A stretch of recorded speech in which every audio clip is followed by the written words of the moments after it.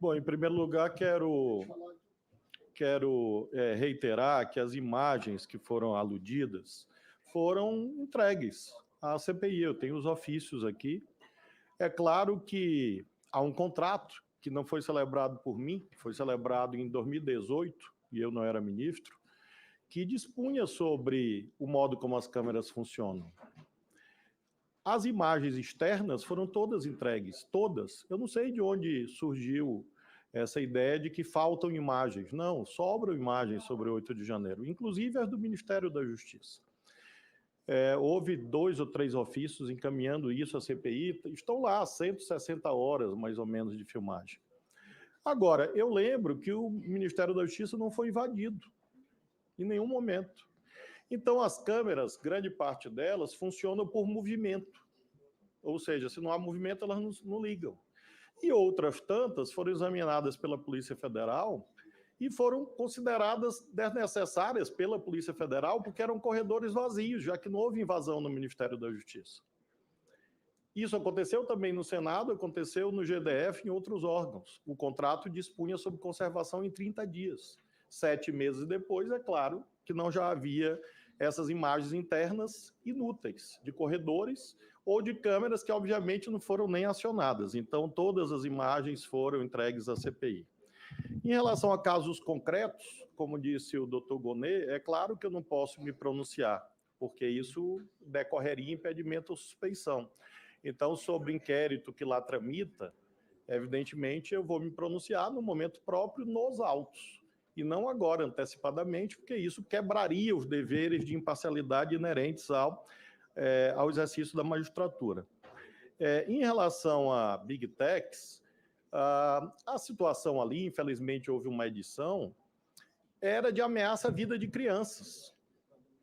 Havia 8 perfis na internet com o nome do assassino das crianças de Suzano. Era esse o fato. E nós pedimos à empresa que retirasse, porque isso é apologia de fato criminoso. Aquela fala minha indignada, justamente indignada, de pai, é de que a empresa respondeu que não tiraria, porque considerava que, à luz dos termos de uso e da liberdade de expressão, ter um perfil de um homicida na internet não é apologia do homicídio. E claro que a minha resposta foi aquela: esse é o fato. Não era, portanto, nada desvinculado do cumprimento dos meus deveres de zelar pela vida das crianças, na medida em que é abjeto que haja perfis de um assassino no ar. Então, esse foi o contexto, e o doutor Gonê, com seu brilhantismo, dissertou sobre os parâmetros doutrinários acerca da liberdade de expressão, que ali disse. Ora, se existe um crime de calúnia, difamação, injúria, incitação à prática criminosa, apologia de fato criminoso, racismo, tudo isso está votado pelo Congresso Nacional. Então, é claro que há uma fronteira da liberdade de expressão, como o doutor Gonê disse. A liberdade de expressão não alberga, não protege calúnia, não protege ameaçar a vida de crianças, não protege racismo. Foi isso que eu ali disse e aqui reitero. Sobre comparecimento ao Senado e à Câmara. Senador, eu compareci aqui 8 vezes. Tenho certeza que sou o recordista de detentor de convites e convocações. São mais de 120 convites e convocações. Atendi as que foram possíveis. Ainda assim, aqui estive durante 29 horas e 30 minutos.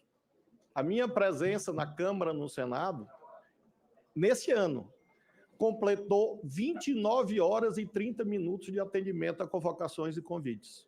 Isso, claro, é uma prova de respeito às casas parlamentares. E, finalmente, sobre o Complexo da Maré. Eu tenho aqui os ofícios, e todas as senhoras e os senhores, assim como eu, conhecemos bem a realidade brasileira. Dizem que eu subi o morro. Não, não havia morro. Houve um ingresso em 15 metros a partir da Avenida Brasil, atendendo a um convite, e eu tenho aqui os ofícios. Estão aqui.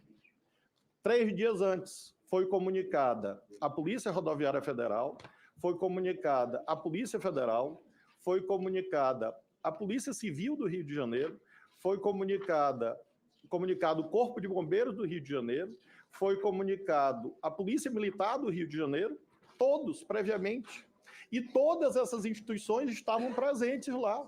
Eu não sei também de onde tiraram essa história de que não havia segurança. Havia, de todos esses órgãos aqui, que foram comunicados 3 dias antes da visita. Então, esses foram os fatos. É claro que ali compareci, considero que é dever do cargo atender a todos os convites que venham da sociedade, assim como eu reúno com empresários. É claro que eu atendo convites das pessoas mais pobres também, e fiz isso a minha vida inteira, e fiz com total segurança a minha integridade física, até porque ali está minha esposa e nós temos filhos, e claro que eu não compareceria sem segurança. Portanto, essa é a prova, e eu me faço acompanhar aqui sempre de provas documentais que lastreiam as afirmações que tenho aqui feito.